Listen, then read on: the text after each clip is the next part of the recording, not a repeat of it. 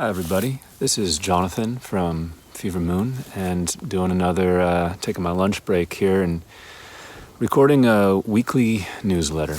Well, bi-weekly, perhaps, because last week I didn't post. I missed a week. And that actually is kind of related to what this week's topic is going to be is my problem a problem? Is my problem really even a problem? And I didn't post last week. I'd actually shot a few, set up my tripod and talked for a little while about some idea that I was having. But somehow it never felt quite right. It also felt that, boy, last couple weeks, every time I tried to work on some project, even one that I really felt motivated and excited about, boy, my energy would just crash almost right away. It is what it is, but it seemed a little strange. And for a while, I was kind of beating myself up, like, well, shoot, I usually got about 12 different things I want to be doing. And then to just suddenly not feel like doing any of them and just wanting to rest. Well, once I stopped beating myself up about that and just let myself, whatever was going on, let it be. Well, I guess one thing is I stopped suffering. I stopped perceiving it as a problem and just let myself be experiencing how things actually were.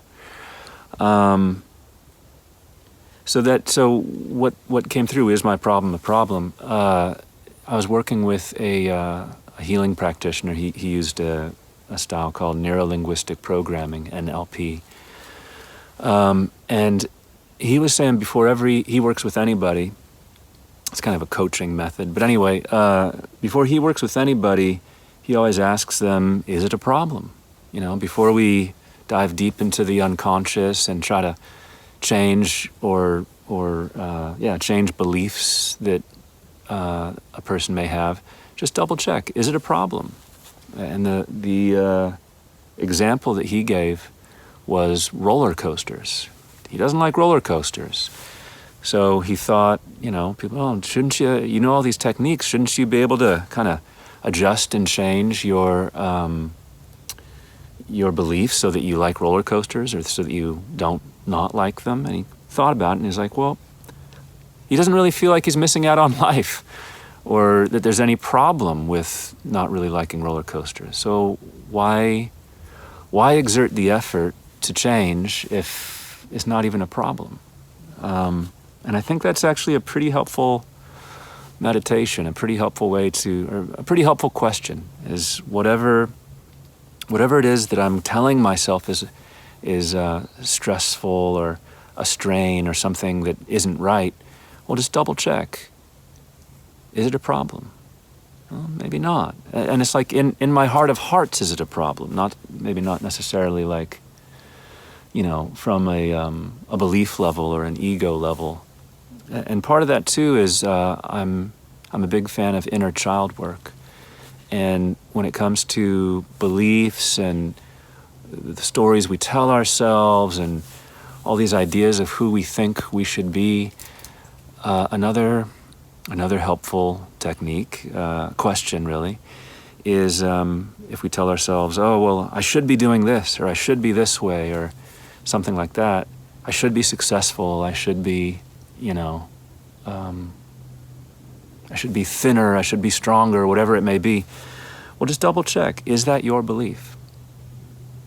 Do you really believe that? Do you believe it's a problem? In your heart of hearts, the truest part of you, who you really are, to that part of you, is it a problem? Or is it something that you've gotten from society, something you've gotten from parents or peers? I